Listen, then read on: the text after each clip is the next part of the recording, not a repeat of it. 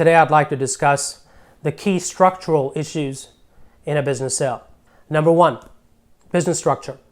Is it an asset sale or a stock sale? Depending on whether you're a C Corp or an S Corp, it could have huge implications. Number two, payment and terms. How much cash will you get up front? Will a portion of the consideration be equity of the acquirer? Will you be providing seller financing? Would there be an external third-party lender involved? What will be the interest rate? What will be the amount of the payments over what period of time, etc. A purchase price is much more than just the money itself. It's also the terms it'll be paid with. Number three, will there be an earnout? Often buyers and sellers bridge the valuation and the expectation gap by agreeing to an earnout. Number four, will there be holdbacks or escrows? Often buyers want to minimize their risk and can insist upon anywhere between 5 to 20% of the purchase price to be either held back or put into escrow at a financial institution. And this could impact your financial plans if you were counting on utilizing that money. Number five, what is the working capital hurdle?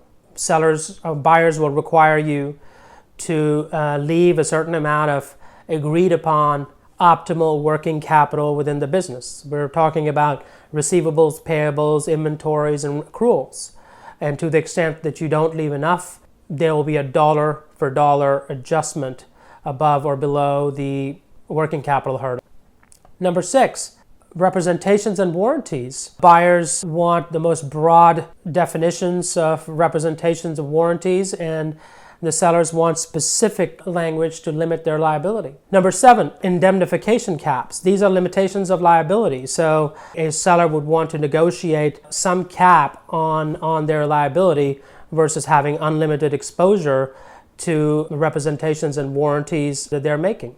Number eight, purchase price allocation. Sellers would want to aggressively allocate to their advantage, where example would be a seller wanting to allocate a portion of the purchase price to assets with short depreciation cycles, like equipment, which have a 3 to 7 year depreciation cycle, versus goodwill, which is a 15-year amortization. This could create tax implications for the seller. So my advice to you is this: sit down with your accountant and get a good mergers and acquisitions advisor and really focus on creating an exit plan that maximizes your sale value, minimizes your tax implications, and aligns your personal and family goals with your financial and business goals.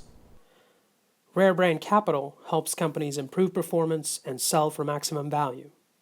How ready is your company to grow or to sell? Want to know how you're doing? Get your free score plus customized report in just a few minutes at no cost or obligation. Visit rarebrain.com/score.